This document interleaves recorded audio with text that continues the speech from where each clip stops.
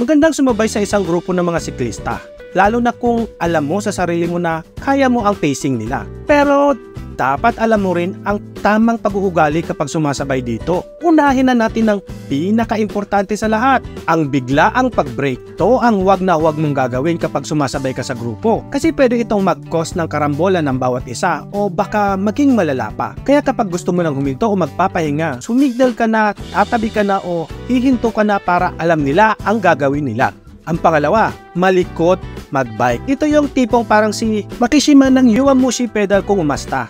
Pabaling-baling kong magbike na paniguradong masasagi ka kapag nasa tabi ka niya. Kaya panatiling steady at smooth lang dapat. Igalang mo ang mga nasa paligid mo. Iwasan mo ang paglalaro habang sumasabay ka sa grupo. At pangatlo, feeling laging karera. Kala mo laging nakikipag-unahan. Hindi siya mapakali kapag nasa likuran. Kaya pilit siyang aabante at makikipagsiksikan. Siya yung palaging palakasan ng usapan. Siguro kung merong mang ganon, wait for your turn para ikaw naman ang magtatrangko at doon mo ipakita ang angas mo. Pang-apat, biglang dudura. Wag na wag nating gagawin ang ganitong gawi. Lunukin mo na lang.